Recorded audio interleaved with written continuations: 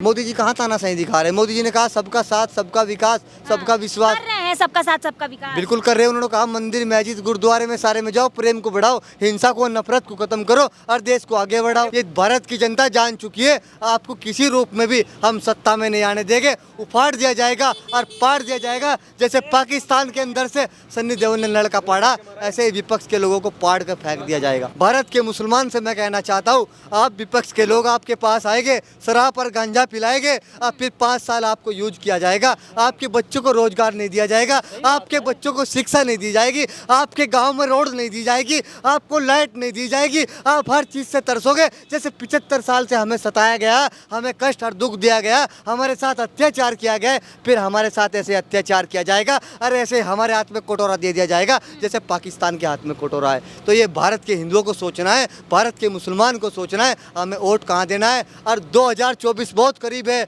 चुनाव बहुत करीब है। मैं भारत की जनता से कहना चाहता हूँ, आप सुबह 4 बजे उठो, हिंदू भाई पूजा करें और मुसलमान भाई नमाज पढ़े और फूल के बटन को दबाकर और नरेंद्र मोदी जी को फुल सत्ता में लाकर संसद के अंदर भेजने का काम करें। अब भारत का विकास नहीं रुकने देना हमें। नमस्कार, आप देखना शुरू कर रहे हैं 99 खबर और मैं ग्राउंड जीरो से रुचि तिवारी आपके साथ।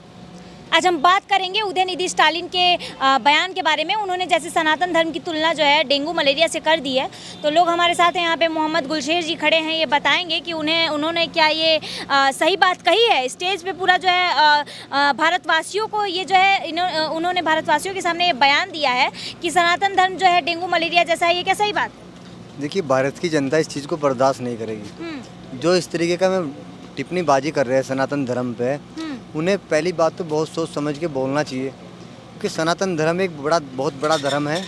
और इस तरीके के आरोप लगाना धर्म पे, इस तरीके की टिप्पणी बाजी करना, उन्हें बड़ा सोच समझ के होश हवास में आकर बात करनी चाहिए। और ये देश की जनता बर्दाश्त नहीं करेगी। मैं पूछना चाहता हूँ, ये इस तरीके की बातें विपक्ष के लोग क्यों कर रहे हैं? कौन सी डिप्रेशन में आ चुके हैं? होश हवास में एकदम बात की गई है, क्योंकि ये बात जो है पहले से लिखी हुई थी। वो बाकायदा एक पेपर पढ़ रहे थे और वो जो उन लोग का प्रोग्राम था उसका नाम ही था इरेडिकेशन ऑफ सनातन धर्म। देखिए, ये हर तरीके के, अगर मोदी जी सरकार ना होती तो सनातन धर्म को हर तरीके से कमज़ोर किया जा रहा है। अगर रीढ़ की हड्डी है भारत की, वो नरेंद्र मोदी जी है, जो आज सनातन धर्म को आगे ले जाने का काम कर रहे हैं और हर तरीके से सपोर्ट किया जा रहा है, आगे बढ़ाने का काम कर रहे हैं। लेकिन अगर इनका मिशन क्या है विपक्ष का, मोदी जी हटाओ और बाबा जी को हटाओ और हिंदू राज खत्म हो जाएगा। हिंदू राज खत्म करना इनका मिशन है। इन्हें अपनी तानाशाही चलाना इनका मिशन है।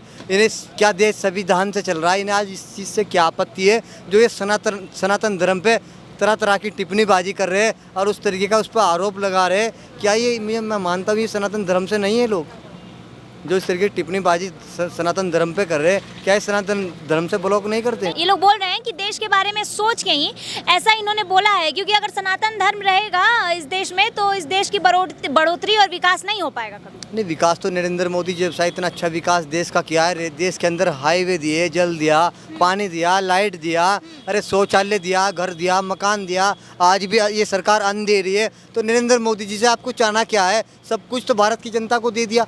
अरे और क्या चाह रहे हो आप? इतना विकास किया है, इतना विकास किया है। 75 साल से हमारा खून चूसने का काम किया है विपक्ष ने। अगर आज देश का विकास किया है वो नरेंद्र मोदी जी ने किया है। वो हर समाज का विकास किया है, वो मुस्लिम समाज का विकास भी किया है, वो दलित समाज लोगों का समाज विकास किया है।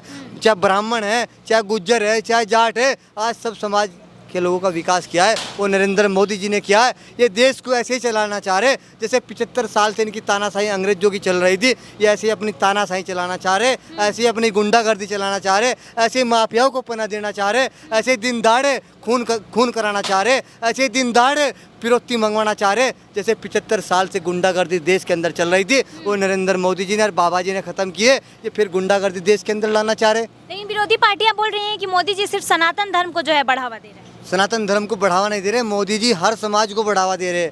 धर्म के ऊपर मोदी जी राजनीति नहीं कर रहे, धर्म के ऊपर राजनीति विपक्ष के लोग कर रहे। अरे बीच में जगह जगह से आएंगे, सनातन धर्म को बीच में ले आएंगे।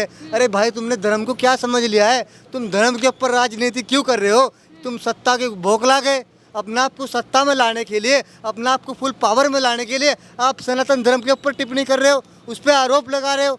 ये भारत की जनता जान चुकी है। आपको किसी रूप में भी हम सत्ता में नहीं आने देंगे। उफाड़ दिया जाएगा और पाड़ दिया जाएगा। जैसे पाकिस्तान के अंदर से सन्नी देओल ने लड़का पाड़ा, ऐसे ही विपक्ष के लोगों को पाड़ कर फेंक दिया जाएगा। विपक्ष के लोगों को फाड़ के फेंक दिया, लेकिन विपक्ष के लोग जो है बोल रहे हैं कि मोदी जी सिर्फ धर्मों पे राजनीति करते हैं। देखिए, मोदी जी धर्म के ऊपर राजनीति नहीं कर रहे।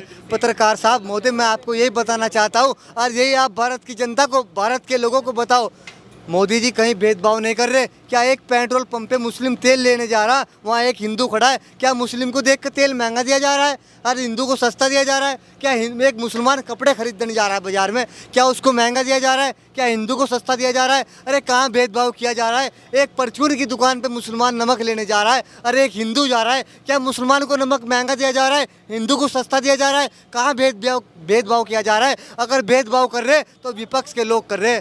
ये हिंदू राज खत्म करना चाह रहे। विपक्ष तो भोखला गया बंदर की तरह। विपक्ष के लोग बोल रहे हैं कि हिंदू मुस्लिम तो कर रहे हैं, सारे मजारों को गिरा रहे हैं, मंदिर खाली बनवा रहे हैं। ये जो अवैध काम था, मजार तो हजरत निजामुद्दीन औलिया है, आज भी मजार है। मखदूम साबिर पाक कलियर में आज भी मजार है। गरीब नवाज आज भी मजार है। जो अवैध काम थे उन्हें तो होना ही होना है। अवैध काम था, जितने माफिया थे उन्होंने अवैध काम किए, गलत काम किए, उन्होंने मिट्टी में मिलाने का काम किया बाबा जी ने। ऐसे जो अवैध मजार है तो उन्हें मजारों को हटाया जा रहा है, लेकिन जो पूर्ण रूप से सही मजार है उसको सरकार नहीं छेड़ रही, अल्लाह तोड़ने का काम कर रही है।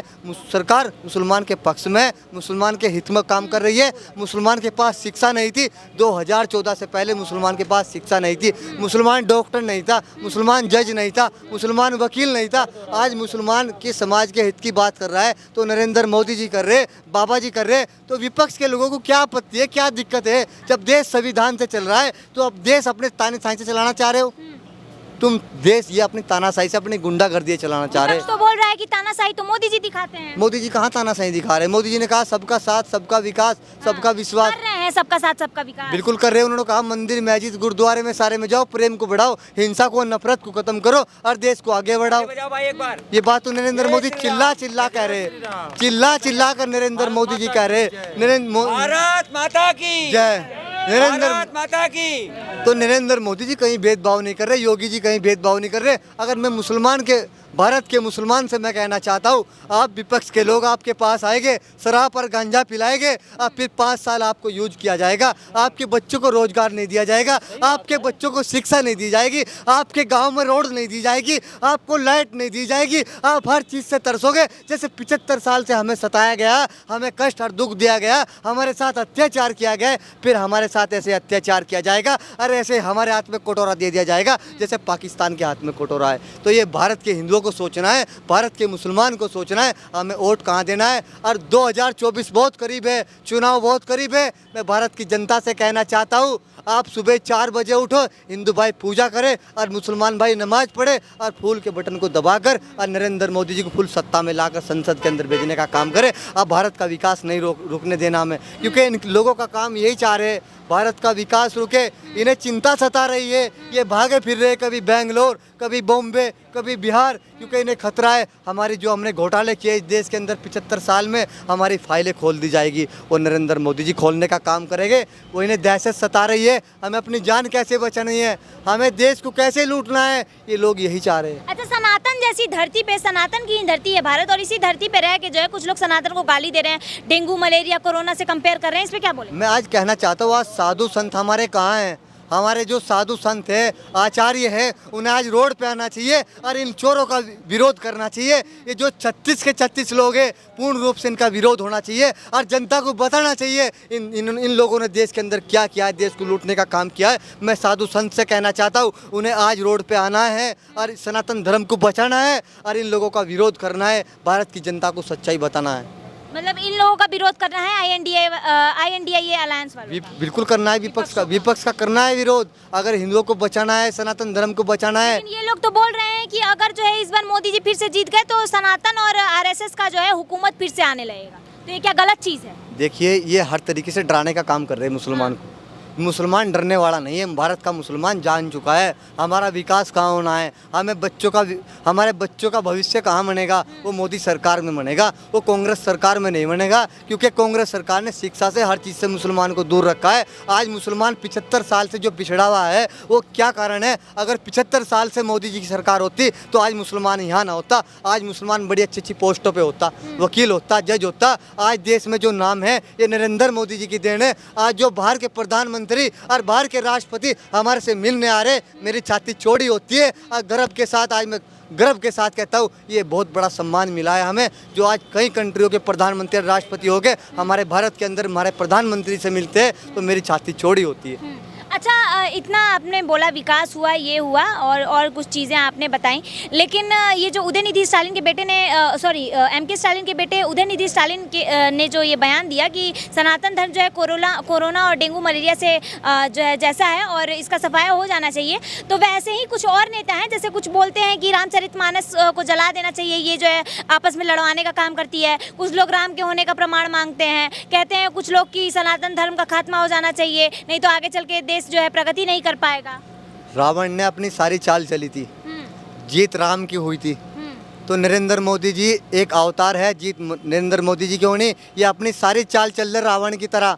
रावण ने अपने पूरे हथकंडे आजमाए थे और अपने पूरा दिमाग लगाया था, अपनी पूरी ताकत लगा दी थी, अपनी पूरी दौलत लगा दी थी, लेकिन जीत राम की हुई थी। ऐसे ही जीत राम की होनी है।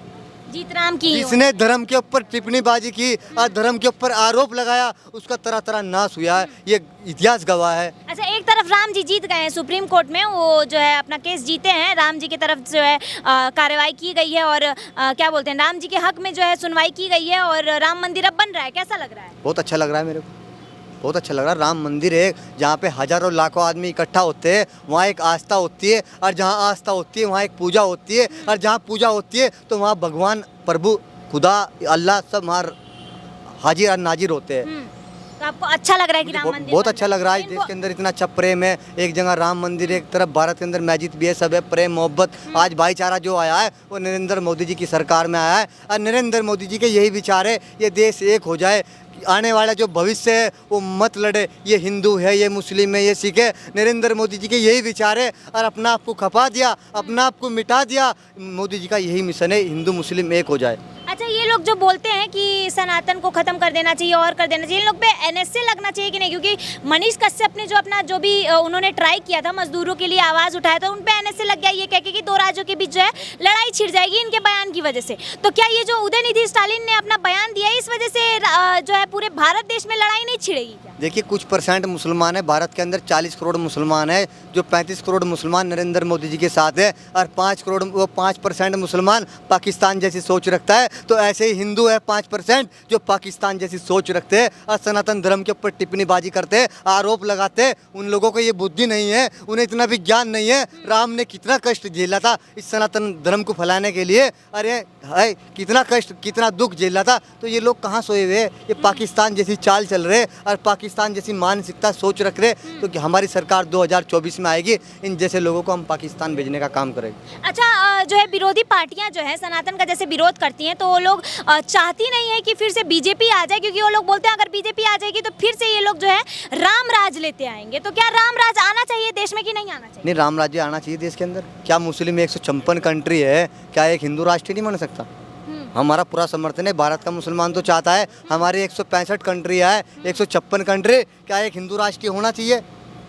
भारत की क्या आपत्ति है उससे? मुसलमानों को कोई आपत्ति नहीं है, भारत का मुसलमान भारत में रहेगा।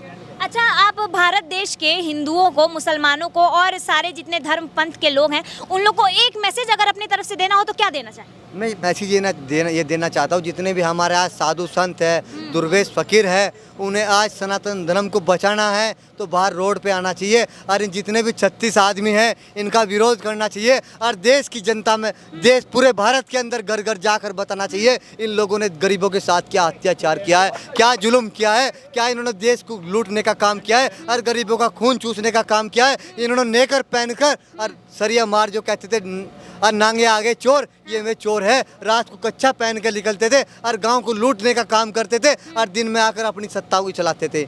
ये वो लोग हैं। तो 36 लोगों के बारे में बताना है। आज हिंदू भाई को भी रोड पे आना चाहिए, सनातन धर्म को बचाना चाहिए।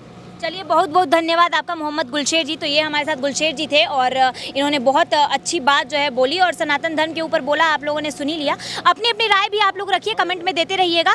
ऐसी ही खबरों के लिए बने रहिए 99 खबर के साथ। मैं ग्राउंड जीरो से रुचि तिवारी आपके साथ। नमस्कार।